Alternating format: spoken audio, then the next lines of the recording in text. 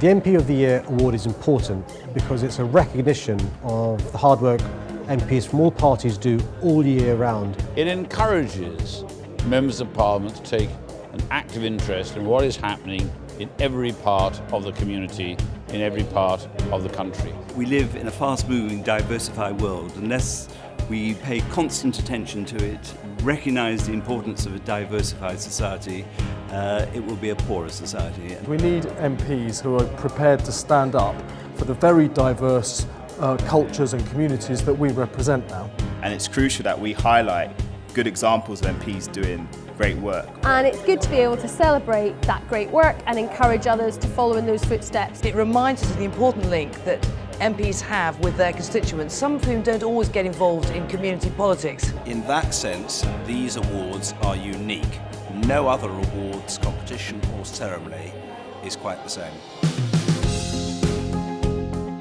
There are now several awards competitions to recognise the work of parliamentarians. None of those awards has the characteristic of this competition. These are groundbreaking awards, the first time that MPs have received awards for working well with deprived and minority communities. The Patchwork Awards catch the tide of something really important that is happening in our society, the growing integration of ethnic communities and deprived communities with the mainstream of British society. It's only right that we should have an award ceremony that honours those MPs who are leading the way.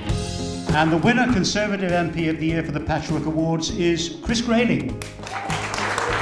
We all do our best as members of Parliament to play an active role, to do the right role in encouraging community cohesion, but actually the real heroes are the voluntary sector groups who do this day in, day out. It's very easy to regard Westminster as something as remote and distant and irrelevant, and of course we don't want that. We want the entire British community of all races, colours and creeds engaged in public life, feeling that the House of Commons is their representative. Patchwork's Labour MP of the Year, Sadiq Khan.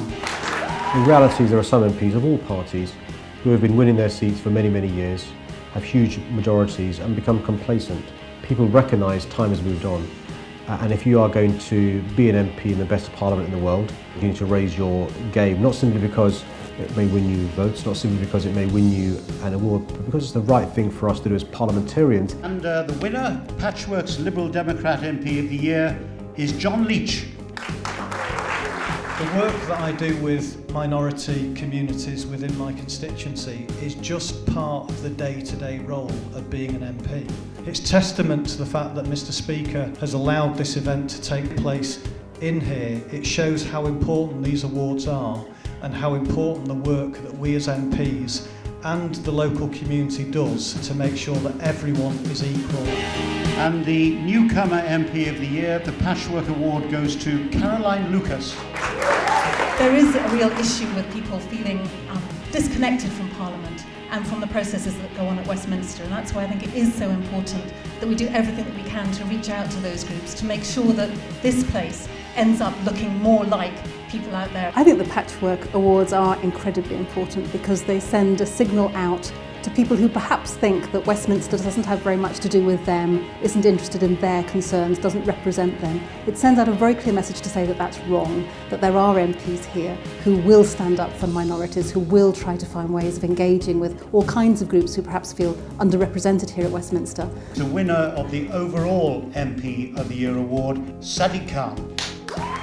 As a member of Parliament, your job, of course, is to serve your constituents, and that means all your constituents, not those who are more likely to vote than those who aren't, not simply those who've been your traditional voters, but those who are new arrivals, those who are new citizens, those who may be older people but will be voting for the first time. And I'm hoping that all of us raise our standards.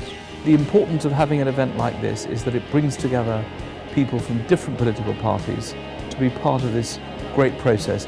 And it's the MP's teams, it's the people in the communities, voluntary organisations and faith groups and so on, who are so critical to help MPs do that work. And it's the only way that people who often have the hardest job in life to get on can be properly represented by their political representatives.